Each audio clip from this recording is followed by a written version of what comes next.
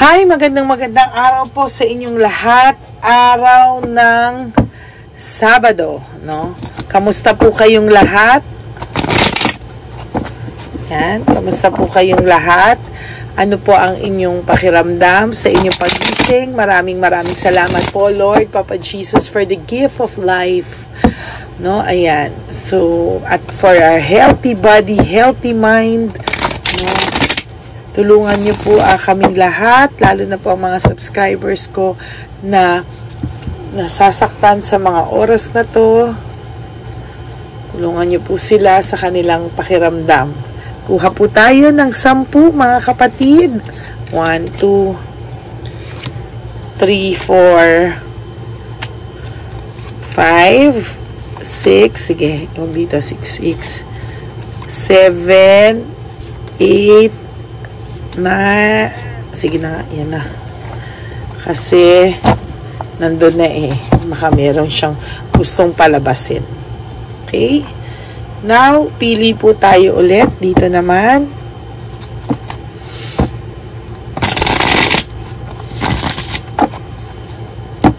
Okay.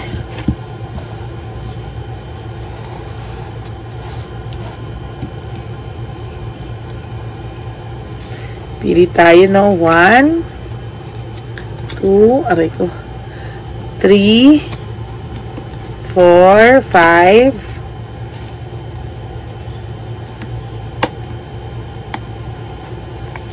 6, 7, 8, 9, and 10. Okay.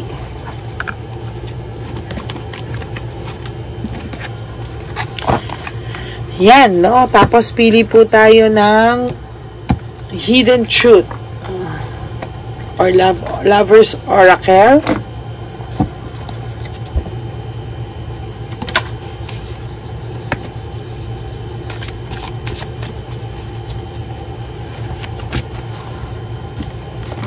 Pili po tayo. 1, 2,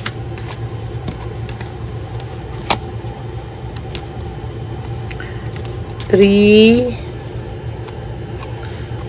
4, and 5. Okay.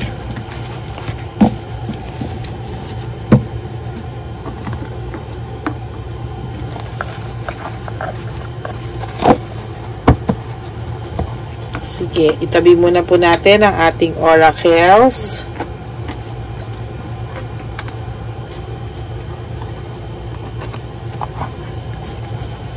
At ayusin po natin ang ating baraha.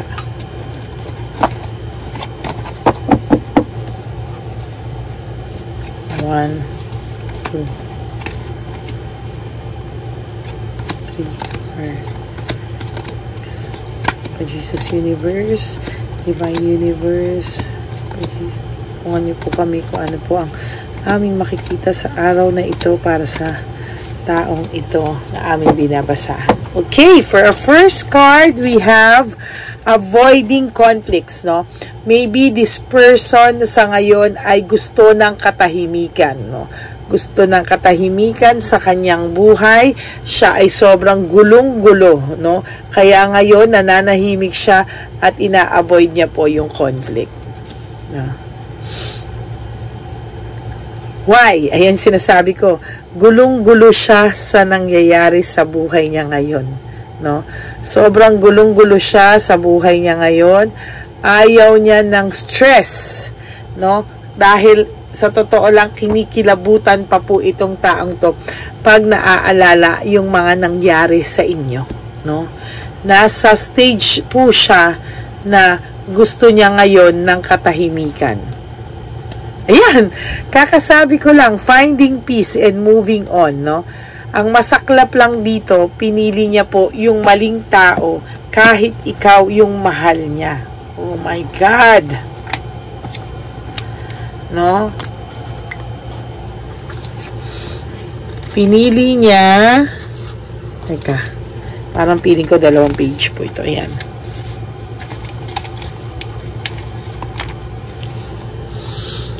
pinili niya yung maling tao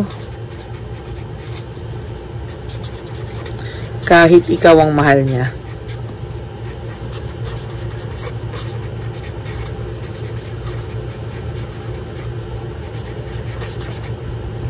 Ayan. So, pinili niya po yung maling tao kahit ikaw yung mahal nitong person mo. Why? Because of a very, very selfish reasons, no? This person is a self-centered person. Napakadami niya pong pinagsasabi sa'yo, pero sa huli, mas mahal niya pa rin ang sarili niya, no? Mas may mapapala daw po kasi siya sa ngayon dito kesa sa'yo. No? Kahit ikaw ang mahal niya, pero mas may pakinabang sa ngayon itong isang tao.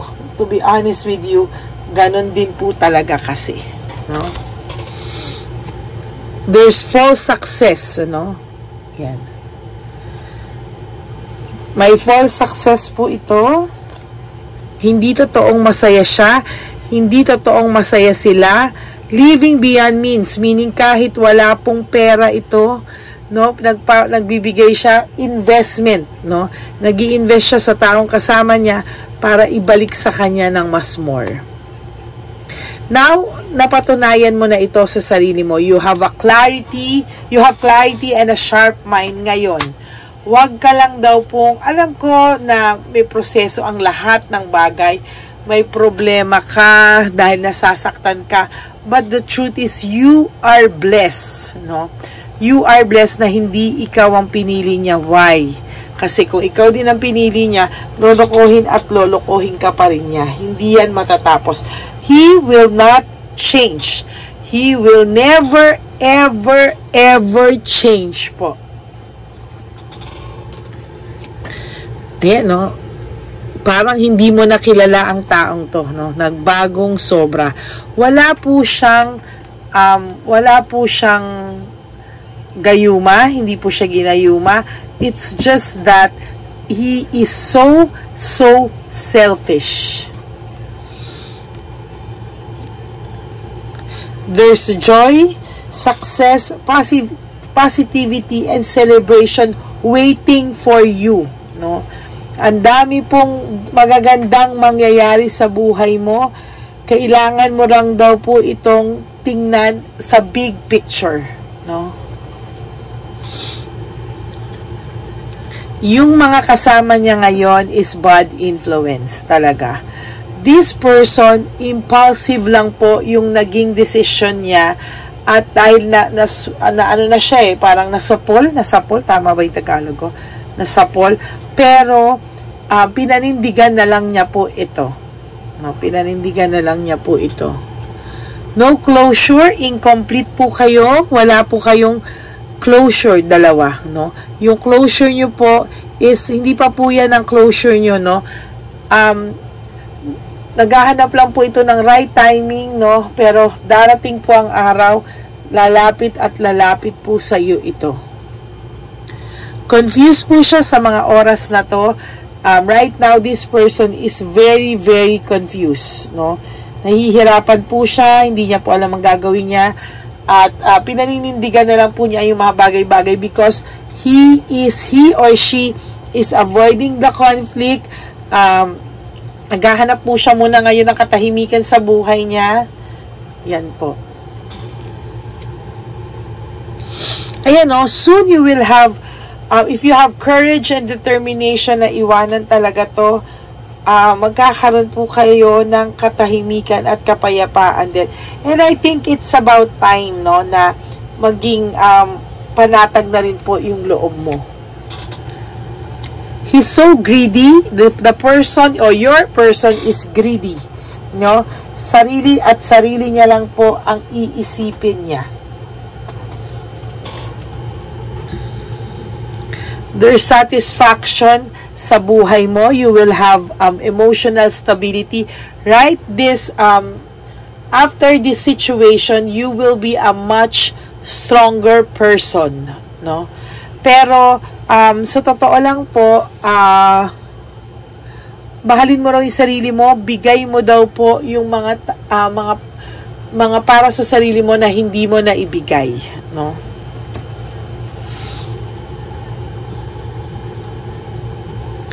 There's power, greed, and domination, meaning greedy po talaga to, tsaka power trip po ito, yung person mo, no? May ego tripping po ito talaga, na feeling niya gwapong-gwapo siya sa sarili niya, no? To be honest with you, nako, or gandang-ganda sa sarili niya. Even the Chabilita and the Shokoy, si Palaka at si Shokoy, they're very, ang taas ng tingin nila sa sarili nila, na parang GGS nga, gandang-ganda sa sarili, or gwapong-gwapo sa sarili. Oh my God. No? And then there's fear and confusion. Ganyan po yung panlabas nilang GGS na GGS. But the truth is they have fears. And they are very confused sa sitwasyon nila ngayon. Give up ka po niya for the sake of personal reasons. Pero it doesn't mean hindi ka niya mahal. Mas mahal niya lang po ang sarili niya. Ayan, there's high level of scrutiny. Meaning, grabe pong pain. Grabing pangloloko po ang ginawa niya sa'yo kahit na mahal ka niya. Sometimes, kapatid, love is not enough. Really, no? Love is not enough. Yan, no? May panic mode din siya, no? Nag-iintay lang to, nag-slow down lang to, and waiting game, no? Pero please, no? Huwag ka na pong gumawa ng kahit anong magpapapansin ka sa taong to, or else liliit at lalo ka nilang pagtatawanan. Mawala ka po ng parang bula sa taong ito, at huwag ka pong gumawa ng kahit anong mga singil-singil, etc. Hindi ka naman po babayaran nito. Tinatapat na po kita, no? Hindi ka po babayaran nito kahit ano pa pong gawin mo. And your last two cards is stress, burnout, and restlessness. Darating po sa oras na lahat ng ginawa niya sa'yo ay matitikman niya ng doble pa. So, wala kang dapat gawin. Alam mo, ang dapat mong gawin, mawala ka sa kanya ng parang bula. No? Mawala ka ng parang bula. Otherwise, kapag naging marupo ka, you will just be disappointed with the result ng gagawin mo. No? Madi-disappoint ka, at it will, imbis na panalo ka, ikaw yung magmumukhang kawawa at katawa-tawa. So, yan ang iiwasan natin. Okay? And for your 5 oracle, it is all too much, no? Kaya naghahanap ang taong to ng katahimikan sa ngayon, ng peace of mind, nag-a-avoid siya ng conflicts, is because sobra na daw po yung stress niya, no? I don't want to be alone. At kaya ang dami po nitong babae, sa totoo lang, dahil ayaw niya pa rin pong ayaw niya pong mag-isa, no? Meron tong talagang trauma. And there's this, the heat between us is intense, no? Maybe sobrang intense nung nangyari sa inyo, very recent, kaya nananahimik din talaga siya, no? I can't make you happy. Tinanggap na rin po niya sa sarili niya na hindi ka niya mapapasaya, and the way he treated you was wrong. Pero sa ngayon po, nagdesisyon siya na totally to get out of the situation muna, and manahimik muna siya. Ayan. Ayan, no? So, ayan po, no? So, ayan po yung reading nyo for today, no? For first reading for Saturday. So, maraming pong salamat sa lahat sa inyo na nanonood at walang sawang nakikinig sa akin araw-araw. I promise to give you another reading later, and for those of you who wants to have a private reading with me, you can message me at Lady Lee Elena. Nandito po yan sa end ng video natin, at Wait po hindi ko makita isa. Ayun. Maraming po salamat to my Lady Elena friends, family, and subscribers. Lagi lang din po ako nandito para sa inyo. Kahit ano pong mangyari, I am committed to give you a free and general reading kahit po ano ang mangyari. Okay? Maraming pong salamat sa inyo and thank you. May God bless you all. Please, no skipping or ads po. Tulong nyo na po yan sa akin para po sa mga donations ko, sa mga aking advocacy. Maraming salamat po and may God bless you all. I will all see you again later po for another video. Okay? So, ang title po natin ngayon ay pinili niya yung maling tao kahit na ikaw ang mahal niya. Okay? Thank you and may God bless you everyone. I love you. Bye!